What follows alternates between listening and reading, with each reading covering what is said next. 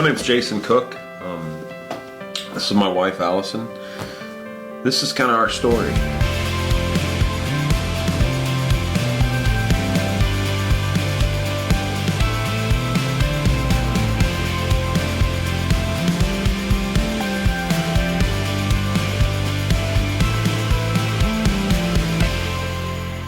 I grew up in church. I joked around that I cut my teeth on a pew, and very thankful for that legacy.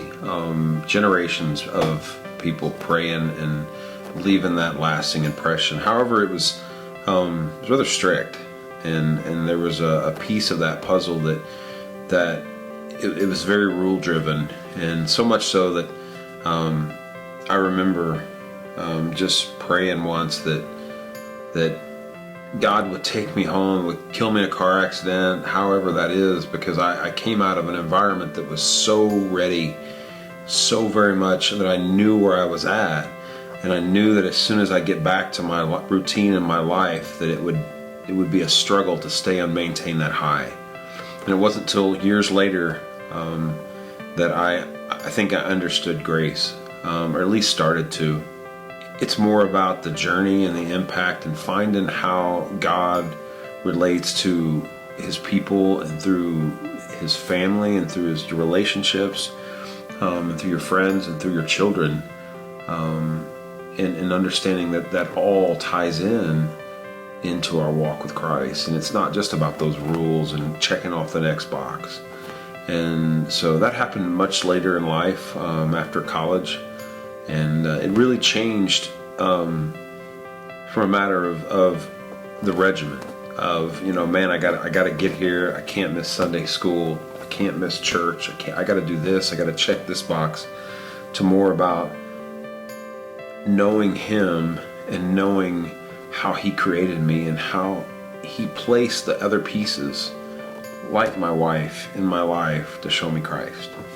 I grew up in church too, and was 9 years old, went to church camp, and my brother had already actually been saved in bad fights for like 2 years at that point. He was younger than me, and I just kept thinking, I don't get it. And that night, just knew for the first time, really understood that it was my sin that put Jesus on the cross. It was my sin that He died for, and my sin that He was paying for. And so gave my heart to Christ, and really have at times thought have kind of boring testimony.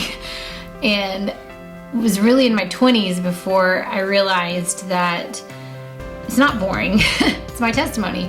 And that there was not the big, crazy story of rebellion that maybe some people go through.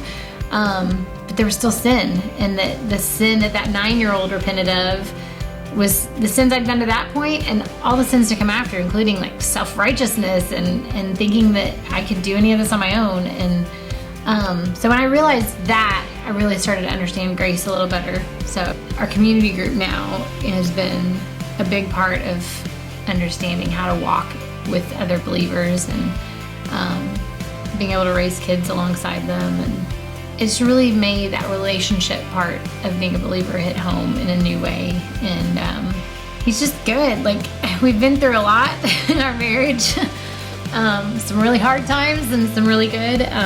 God's just shown up in so many different ways over the years that you just can't deny that He's real and that He is here for His kids and He loves us. And so that faith of a 9-year-old has morphed over the years a lot and grown